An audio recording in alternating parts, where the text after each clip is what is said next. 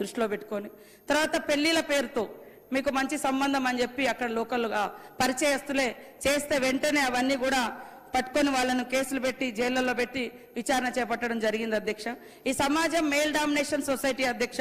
మహిళలు అంటేనే ఒక చిన్న చూపు, మహిళలు అంటేనే ఒక ఆట వస్తువు లేదా వంటగదికో ఇంకొక పిల్లలుగానే యంత్రంగా చూసే ఆ భావజాలం కొన్ని వందల సంవత్సరాలుగా మనుధర్మం ఇచ్చినటువంటి దాంట్లో ఉన్నటువంటి వాళ్ళు ఇంట్లో తల్లిని ఎట్లా గౌరవిస్తారో, ఇంట్లో చెల్లెని ఎట్లా గౌరవిస్తారో, రోడ్ల మీద ఉండేటువంటి అక్క చెల్లెలు వాళ్ళు కూడా ఏదన్నా పనికి పోతుంటే అది రావాలి.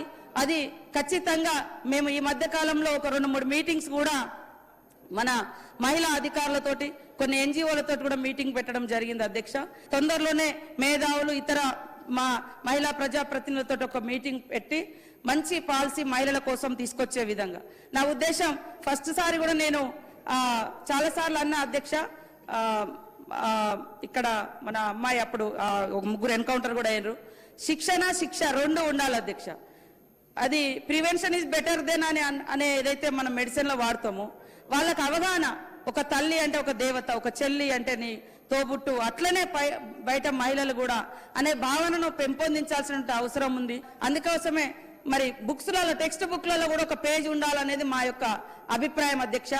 ఎట్లా గౌరవించాలి, తప్పు చేస్తే నీకు ఎట్లా శిక్ష ఉంటుందో అది కూడా వివరించే విధంగా ఉండాలన్నటువంటి ఆలోచనతోటి మేము ఆలోచన చేస్తున్నాం అధ్యక్ష. రాబోయే కాలంలో తప్పకుండా ఇంకా మంచి జరిగే విధంగా మహిళలకు అవకాశాలు కల్పించే విధంగా, మహిళలు స్వేచ్ఛగా పని చేసుకునే విధంగా.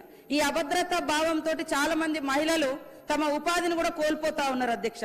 ఎందుకంటే ఫస్ట్ వాళ్ళు సేఫ్టీ, అది సేఫ్ ప్లేసా కాదా, అక్కడికి పోతే ఆ ఓనర్ ఏంటిది, బ్యాడ్ ఓనరు లేదా మంచోడు లేడు వాడు కీచకుడు అన్నప్పుడు వాళ్ళ ఉపాధిని కూడా కోల్పోయి ఇళ్లల్లో ఉండాల్సి వస్తుంది అధ్యక్ష. సో సేఫ్టీ ప్లేస్ అనేది మనం ఖచ్చితంగా ప్రతి మహిళకు కల్పించాల్సిన అవసరం ఉంది.